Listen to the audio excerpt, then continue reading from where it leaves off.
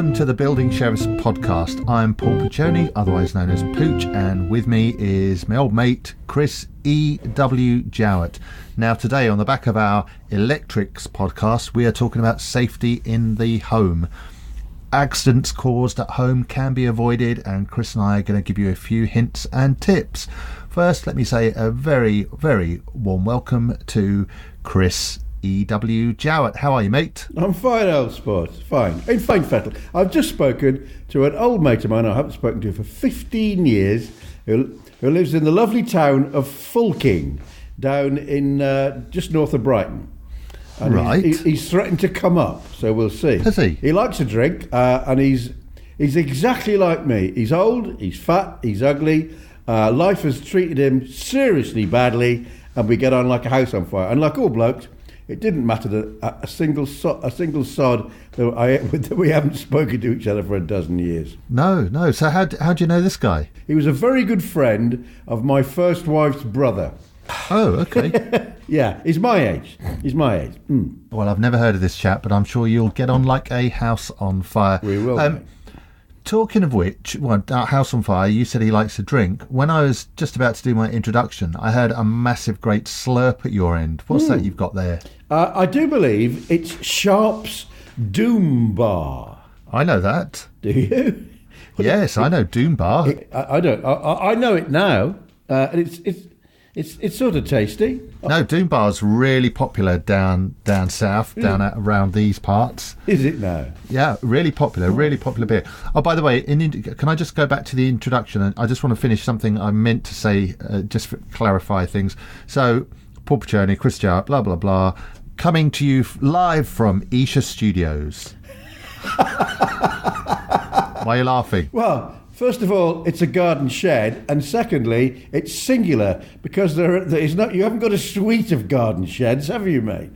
I've got 3 sheds. I'll have you know, Chris. Yes. I've got this shed. I've got the other shed, and in the summer or spring, when the weather gets a bit better, I'm going to podcast from the shed at my allotment. Oh, right. So this is an outside broadcast coming up. Yeah, it'll be an OB, and I have a suite of sheds. So coming to you live from Isha Studios. You're going to cut all that clubber down to your bloody allotment? Well, it's a laptop and a microphone, and yes, I probably will. By the way, you'll have to. That's now going to be pluralised because down to my allotments. Oh, for God's sake! You're a sucker for punishment, mate, aren't you? Well, what happened? So we've got. You've probably heard the news. I think it was on the news at 6.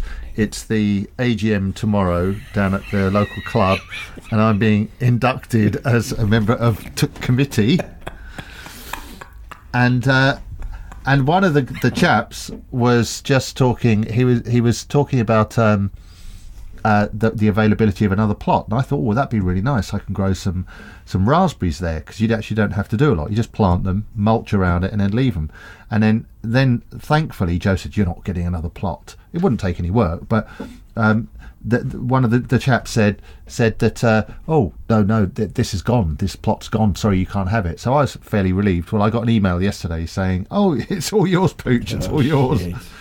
So I've got to break that to Joe, or maybe I'll just do it and not tell her. Oh, she listens to the podcast, but anyway, I was going to do it, not tell her, and she'd say, "Oh, that's a really nice plot." I say, "Yeah, it is. I wonder who owns that." Anyway, I cannot believe a media mogul like you, a man about town like you, a bloke who wears those shoes would want to dig a bloody allotment. So tonight I've cooked 3 meals, Chris. I cooked for Frankie. I cooked him nice pasta, and at the same time I cooked Scarlett a rump steak, and I've cooked Joe and I a chicken rump casserole. Steak? She's a 14-year-old girl, for God's sake. I don't get rump steak.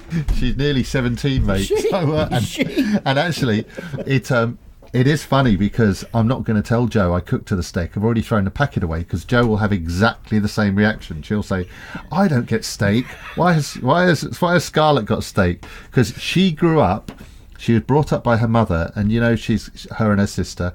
She always tells a story of when her mum used to buy herself pork chops, and her mum Maggie would eat the pork chops and give the girls Findus crispy pancakes, and they would have to eat those in a different room because all they would do would be they'd be salivating over the pork chops, so they'd eat them really quickly, and she'd say they'd appear at the door like a pair of puppies hoping for some leftovers. So yes, I kind of go the other way. I'd rather deny my wife a rump steak and let my daughter have a rump steak. How does she have it, by the way? She has it medium rare, so nice and bloody, and I did a bit of red wine sauce with with all the juices that were left there. So and then with some broccoli and some these never used to exist, with some sweet potato fries. Good God, times have moved on, haven't they? Can I just tell you, way back in the day. This is in the 70s now, when the only restaurant, there weren't restaurants. There were Bernie Inns, and that was it.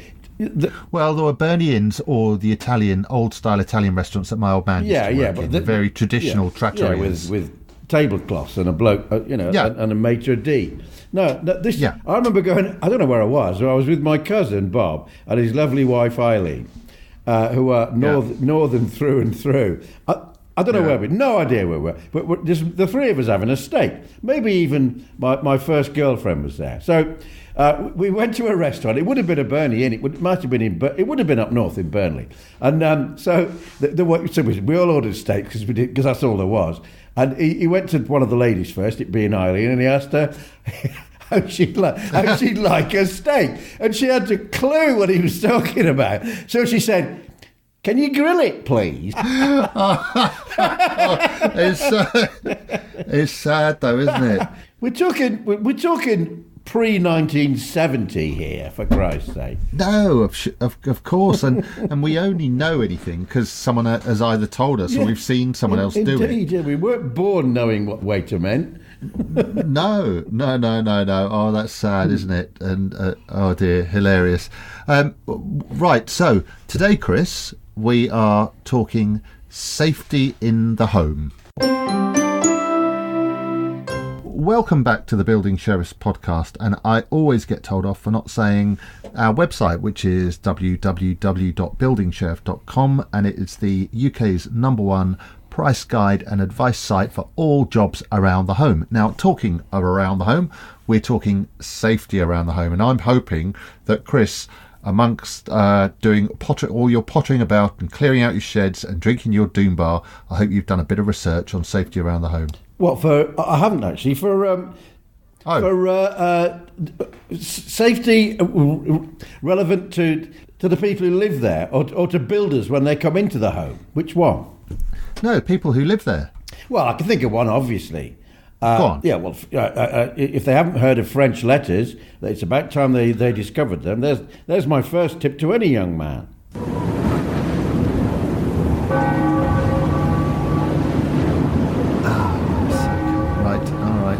All right, viewers, we'll gloss over that one, shall we? And let's move on to something a little more sensible, like smoke alarms, Chris. Oh yeah, well they should be linked together, but they very seldom are unless you build a new extension and you have to link them together. But the ones that stick a battery in and screw them to something wooden, they'll do. They're just as good. Well, actually, you say screw them to something wooden. They are so light that if you go to B&Q or Homebase and buy yourself a pack of 3, we're going back to your French letters, buy yourself a pack of 3 for £10. They're so cheap, these things are subsidised, that all you do is screw it up into some plasterboard, just screw it in there and it will stay, and that could save your life. Yeah, indeed. Yeah, they are. It's ridiculous not to have one or two in there. Those things, they do cost a tenner. It's lunacy not to have one of them. And then particularly if you've got a dodgy old boiler, you need a CO2 or no, not a CO2. What's it called? A CO, carbon monoxide. Carbon monoxide, yeah, but they cost about 25 quid, so no one ever buys them, unless, of course, you've got lodgers when you're legally obliged to put one in his bedroom, but that'll kill you just as easily as smoke will. And well, yeah. You'll have no idea that that's killing you. That's No. the thing. You might have a bit of a headache and take some aspirin, but the great thing about your carbon monoxide detector is that you take it out of the packet and you just leave it near your boiler. Stick it on top, leave it nearby. It does not have to be screwed to a wall. It will detect the, as they call it, the silent killer, the carbon monoxide. So what your boiler does, it will burn the gas, and it will via your flue, it gets rid of the carbon monoxide. Now, if anything goes wrong there, and that's coming back into your house, you might as well have an exhaust pipe from your car running in the house. Where else can people save their lives in and around the home, Pooch? Well, I got some facts and figures, Chris. Have you now? Good. Yeah, I did some research. All right. So, when the hell did you do research? You don't stop from the moment you wake, your eyes flash open, and you say that famous line I love from Toy Story that Sid said.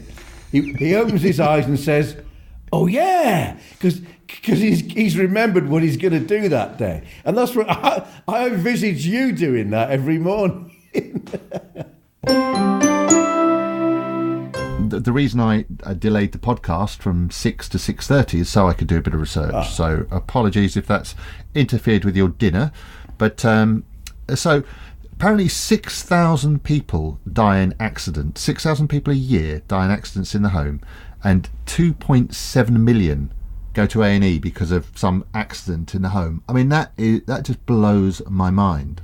Yeah. Did it give any more detail? What's the major accident? Okay, well, the thing that really was fascinating was you're actually safer in your car than at home. Twice as many people die from accidents in the home as on roads. So, but I mean, it says that people think the most dangerous room in the house is the kitchen, but it's actually the living room. And that's from kids getting scolded and people getting burned by the fire and elderly people tripping on rugs. And they might sound trivial, but those three things you can imagine. I mean, scolding would be a massive one. Cups of tea everywhere, cups of coffee. I've only ever had one burn, and it was the most painful thing I've ever had in a proper burn. A scold? It was my old BMW the day before I was driving to Italy, and I was checking the water, and I released the radiator cap very slowly, and there was nothing, and I took it off, and then there was nothing. Then I was just reaching towards it. It was in the summer, had a bare arm, and whoosh, there was an airlock, and this superheated water at about 120 degrees just plumed over my left forearm, and immediately I was in utter agony. I went into the kitchen, put it under water, and I was still in agony. Jo came back, luckily it was a weekend, and she drove me down to the local hospital, and it was agony, and they packed it in grease and Vaseline, and it was utter agony, and it was probably the most babyish burn you can get in the pantheon of burns, whichever, it would be 3rd degree as opposed to 1st degree. And when people get 1st degree burns, they have to be sedated. They're on morphine. They actually put them in a coma because the pain is so bad. So you can imagine knocking over a cup of tea onto a little baby. Why do you have to mention little babies? No, I know. I would damn about you and your forearm, but little babies, Pooch. I totally agree, Chris. So I would never ever get into the habit of, just silly things like that. A cup of tea, that is probably the most dangerous thing in your house, but something that you use. And it says about 25,000 children a year attend A&E after being accidentally poisoned. Oh yeah, bleach, I should imagine. Yep. Yeah, cleaning fluids. And it says 26,000 a year are scalded. My biggest bugbear in the house, and I do tell Jo and the kids off, is if they leave anything on the stairs. I don't care what it is, a pair of socks, a pair of shoes, a towel. They could just be going to do something else, but that's a real killer, isn't it? Yeah, the stairs are, yes, indeed. Yeah, and particularly up north, where I am, because in Preston-under-Scar there are 80 houses, and there isn't a brick in any of them. Not that that's relevant to stairs, but there isn't a wooden staircase in the whole of the Dale, let alone Preston-under-Scar. It's stone, and wow. If you fall down those so-and-sos, you know you've hit the tread. Then God Almighty, yeah. Wow, I never knew that. That's serious stuff. Yeah, They don't creak though. No, no, very true. Yeah, so they're nice and quiet as you fall down. Yeah. So going back to what we were talking about yesterday, the knowing where you find turn off your electrics, turn off your water, turn off your gas. So I've got a little mnemonic for remembering these things. E.g., every good boy deserves something to do with F. I can't imagine what it is. No. Favors. Well, that'll be anyway, it. Yeah. The other one. Yeah. But this one, electrics, water, gas. EWG. I just remember EW is a git. They're the three big ones. There's a plumbing one for turn off valves as well, but I can't say. There's no way I can say the word, mate. But it's a mnemonic as well, and it's funny. Yeah. I just can't say it here, unfortunately. No. Okay. Well, so where are people going to find these things, Chris? Well, they'll find the electric turn off switch. Probably in immediately adjacent to your fuse box. If you don't know where your fuse box is, well, you will know where your fuse box is, for God's sake. Just inside the front door, under the stairs, probably. Well, this is. Sorry to interrupt quickly. This is what I'm saying. Some people won't know where the fuse box is because the amount of times I've gone to do jobs and I say, "Well, can I have a look at your fuse box?" And some people don't know where it is, so they might have just moved in. I think it's really important to find out where your fuse box is. And to know that when you lift up that little cover, you'll see a big red switch there that will override everything to know that you will not get electrocuted by turning that off. And if there's an emergency, you turn that off. So where's your water? Well, it's usually under the kitchen sink. But the problem is, it's not just a matter of finding the water stopcock. The important thing is to make sure the damn thing works. It hasn't been turned for 20 years. So finding it is probably the easy bit. And it's an absolute so-and-so making it turn, because if it really is welded itself together, you can put a big old spanner on it. All you do is break it. You've got to get a plumber in to replace it with another tap, which is easier said than done because it's usually highly inaccessible. But you really ought to do that. And so get a working tap on your water. And do you know what most builders and plumbers do? And they should not, but they do. We all do because of this very problem. We all do it, Pooch, don't we? We go out into the road and we turn it off in the road, which is way easier because those taps, they're new, the metered taps. You just lift up that little round cover and twist it in, and it's turned off.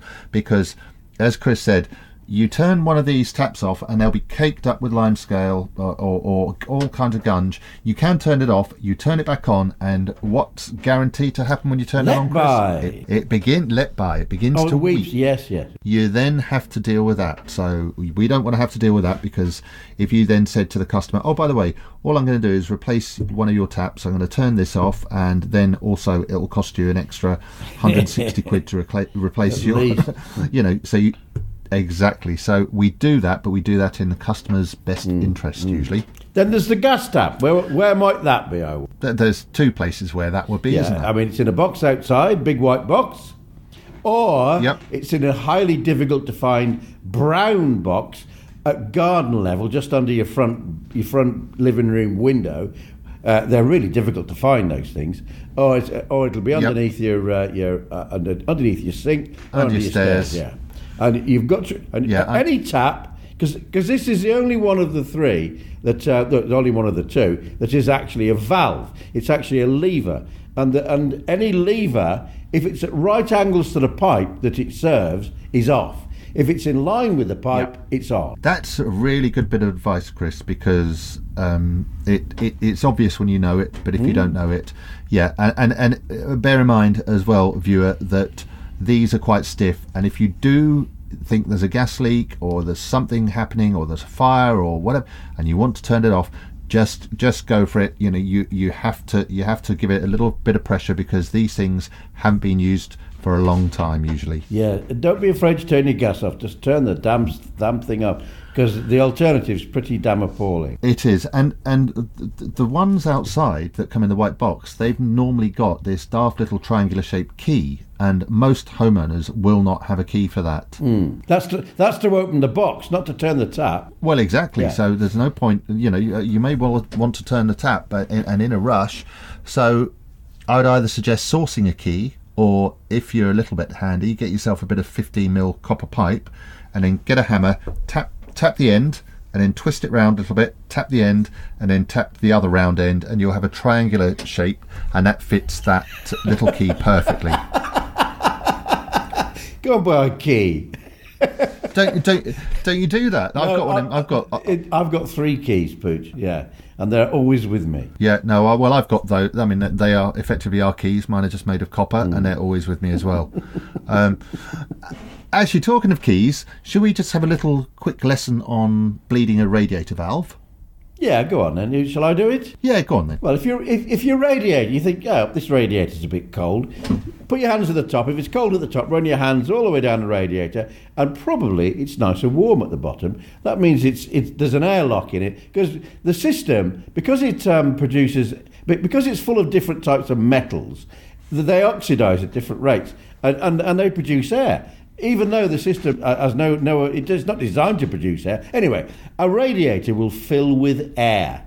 So you need to get rid of the air so that the water can take the space that the air was using, and it'll be nice and warm again. And if at either side of your radiator, one side or other at the top, there's a little square brass key, and you take the correct radiator key, and you put a dirty great towel or 73 dirty great towels all over the carpet, all over the wall behind the radiator, and then very carefully you turn the key, and you'll hear a lovely hissing sound, very satisfactory. It really is satisfying. It is, yeah. And then after a second or two, or maybe a minute, it takes longer than you think sometimes, out comes the water, and at that point you turn the damn thing off.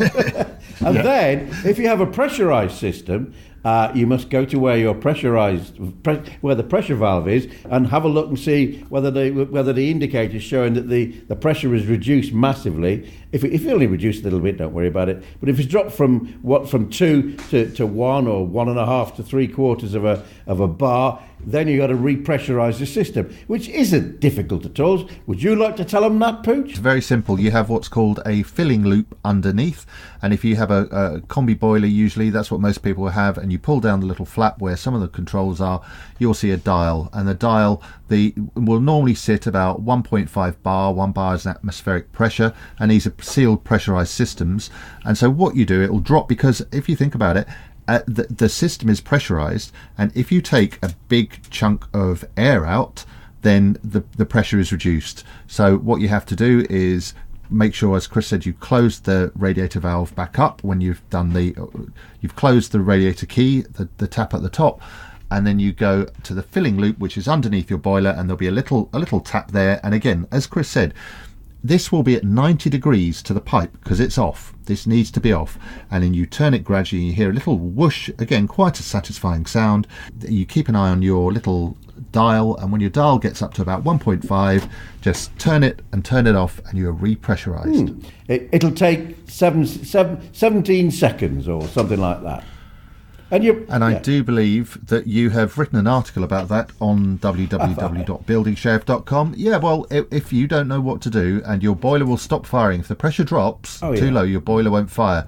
And it could be as simple as having to refill the system with pressure, with water, and a plumber will come and charge you 50 quid for that. Do you know, Pooch? You know I know everything, don't you? Relevant to building. I don't know. I seriously do not know what. I mean, I know that the systems, that pressurised systems, have to be filled up from the mains, and the mains is about 2 bar normally. But I don't know why the system apparently works better when it's pressurised. Why not just fill it with water and have done with it? Why pressurise it? And I've never. I keep thinking. I keep thinking. I'll Google that. Of course, I keep forgetting to. I don't know the answer. No, I've never even thought about that. I've just assumed that in order to fill the system, it needs to be pressurized, because if it's not pressurized, you cannot fill a system, and you need to create pressure in order to you got to send the water upstairs for a start. Yeah. So, exactly. So there has to be a certain amount of pressure, And that's just It probably it's is. probably Okay, as simple as jolly that. good. You've solved my problem for me. Another thing I found quite interesting about dangerous things, which I've finally got rid of with my kids being older, trampolines in the garden. I'm from an era that when trampolines were 17 foot long and 12 foot wide, which is about the size of my garden, or it was when I had kids. I'm very thankful. I'm very pleased to say I missed out on the era when the corner shop sold a trampoline you could stick up in your back garden. Do you think you'd be any good at trampolining? I used to do trampolining when I was 16 years old in school. I loved it, mate. Did you? I was one of those who used to go level with the ceiling. But how were you able to combine being a brilliant trampoliner with being Bristol's strongest schoolboy? Trampolining on Tuesday nights. Yeah. Women on Wednesday, Thursday, Friday, Saturday, Sunday, and then weightlifting on Monday nights, mate. Being strong on Monday. Well, okay, that works, doesn't it? Yeah. Right. Well, that's all of us happy and safe around the home. I think it's time for us to move on to listeners' questions. Okay, but before we do that, Pooch, I'm going to let you make this decision. Okay. Go on. I'm still in possession of my internationally famous quiz, and I would like to know, shall I read out question 2 at some point during this process? Shall I do it now? Shall I do it in the middle of the questions? Shall I do it at the end? Well, how about, because it is so shite, you do it now. Bad show. All right, now it is then. Now it is. Question 2 of 20. Okay. A certain... so I have 0 out of 1 so far. Yeah. A certain American wartime band leader sings a song which began with the letters of the alphabet. When he gets to the letter, which represents the first person singular, he tells us about his girlfriend. Where does this young lady live? Ooh. Now, I'm assuming you have to help me along the way here. I'm assuming the American band leader is Glenn Miller. Correct. Right. He sings a song which begins with the letters of the alphabet. You know the letters of the alphabet. You know, because you're clever, which letter represents first person singular. In the mood? No. But that isn't the question. The question is, where does the young lady whom he sings about live?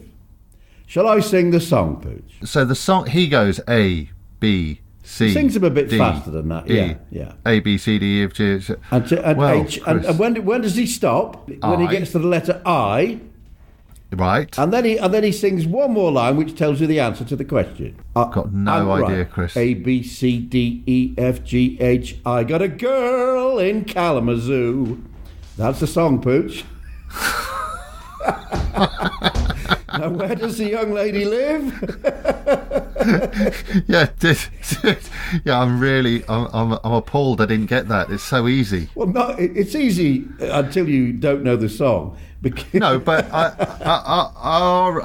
is this all the village residents? Are most of them teenagers? No. I started this quiz off by saying, exactly. If you're under 60, you've got no chance. Right. Okay. Well, so I'm 0 from 2. Right. Well, let's move on to some questions. But I like your style, Chris. I like your style.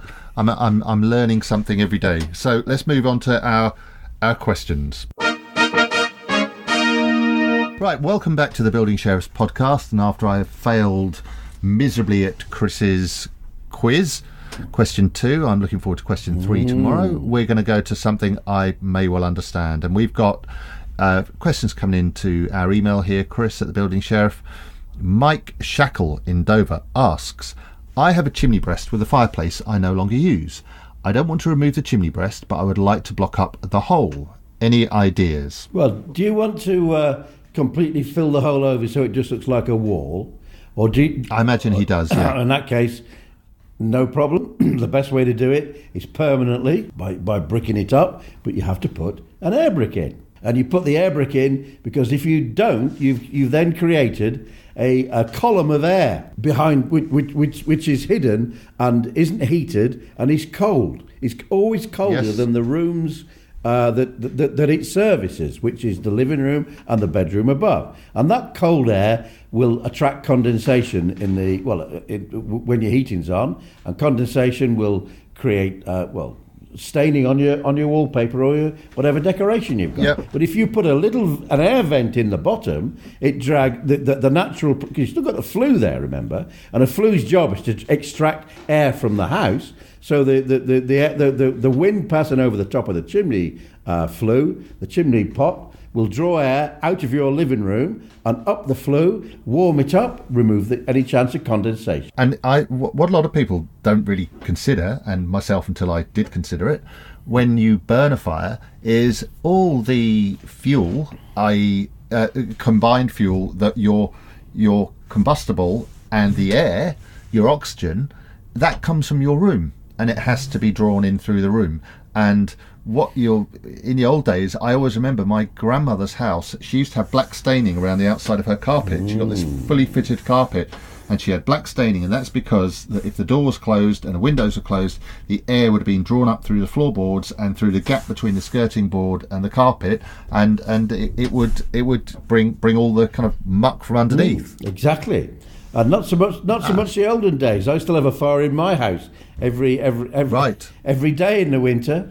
Okay, Chris, we are moving on to Twitter. Now, I've been desperate. We were going to do this yesterday, so apologies, viewer, if this news is a day old.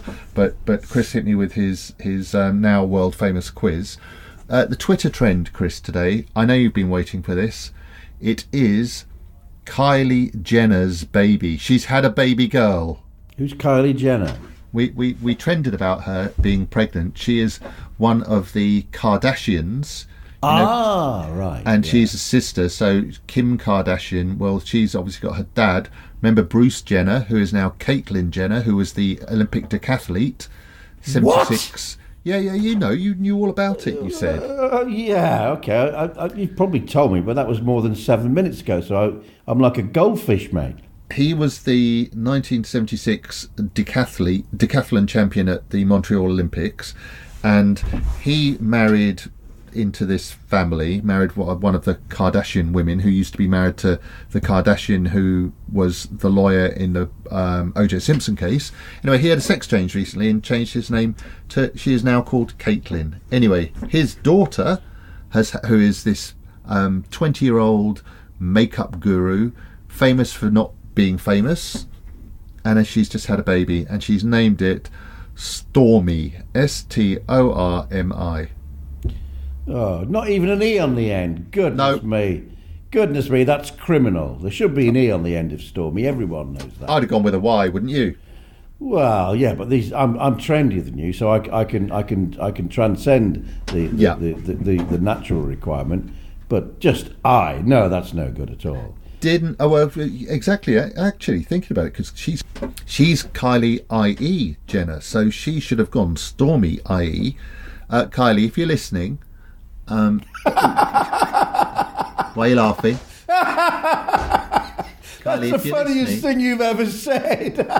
If you want some advice on being trendy, give EW a ring, or send an email to buildingsheriff.com. Contact us on Facebook at Building Sheriff, we're Building Sheriff at Facebook and at Building Sheriff on Twitter. So, okay. I'm telling you, that's the Twitter handle, I'm telling you, asks, we are having an extension built. It's 4 metres by 3 metres, and we'd like underfloor heating. Do you recommend electric or water?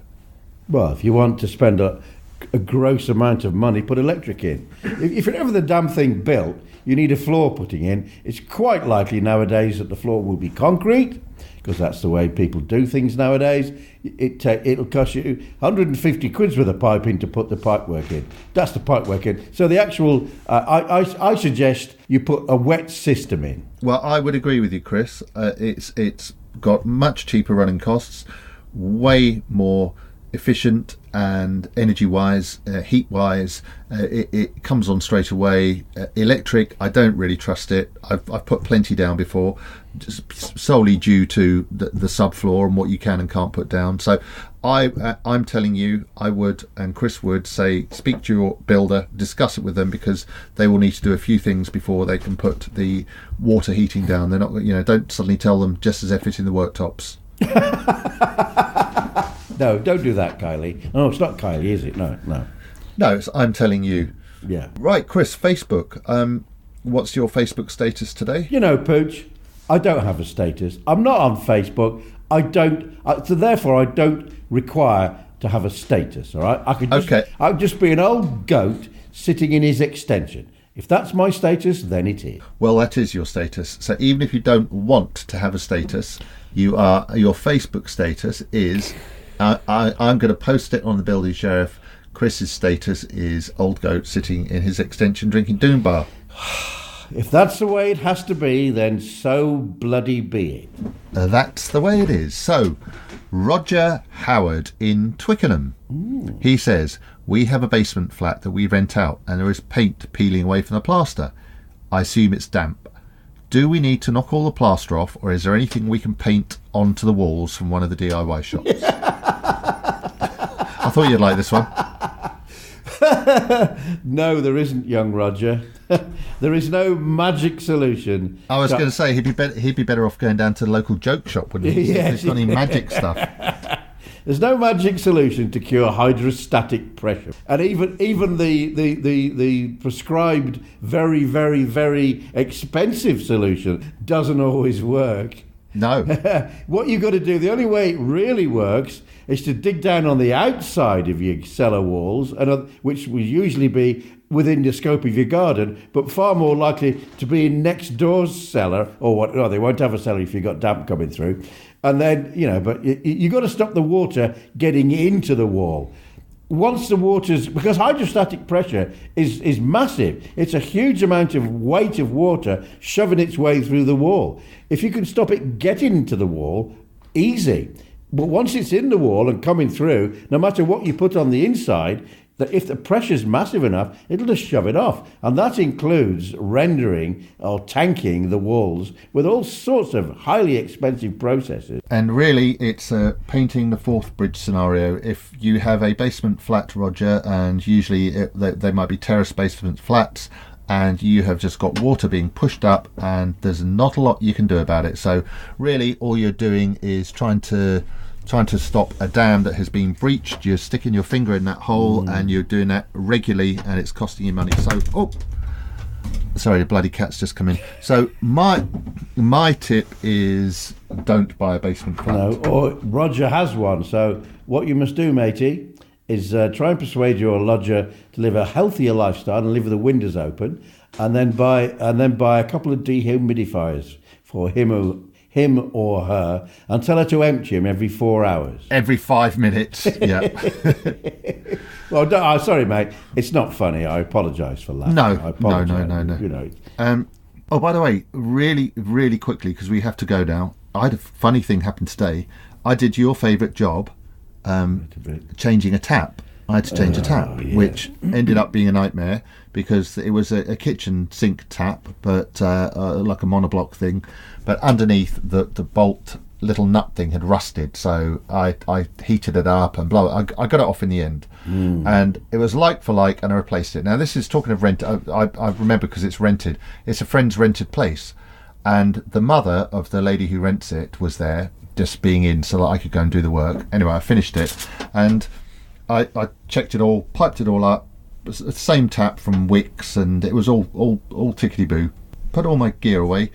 Just walking out, and I said, right, I'm off now, I'll see you later. She goes, hang on. I said, oh, what's up? She goes, I'm just going to inspect what you've done. I said, what do you mean? She goes, well, I'm just going to check it's working properly. I said, do you honestly think that I would say, right, I've finished now, and walk out of the house when the thing isn't working?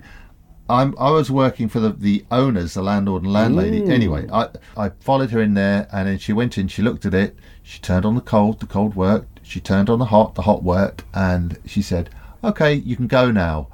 And at that, I didn't say anything, Chris. But so anyway, job done. I got paid, and it's still dry. Apparently, they haven't called up. So all right, mate. Well, I have just thought of the subject for tomorrow, and I would like you to do some research. Oh, but I don't want to do research. Fireplaces. Fireplaces. Can we talk about builders' openings? I thought you were going to mention that earlier, the builder's opening. No. Shall we leave? Right, so we'll leave the viewer hanging on the builder's opening, which is a legit thing, and it's not something naughty that we've just made up. And we will discuss this in our next podcast. So it just leaves me to say good night, goodbye, good evening, good day, good morning, everyone. And from me, after he's set him... Hold on. When you do your world famous bye-bye, can you make your chair a bit squeakier? I'll do my darndest, mate. Go on. Bye-bye, everyone. Bye-bye. That's it, mate. That's it. Sooty, always in mischief, Sooty. Always the bitchy trouble's always brewing. But really we must be fair. He's the cutest, sweetest, lovable teddy bear. Okay, Sooty, take it away.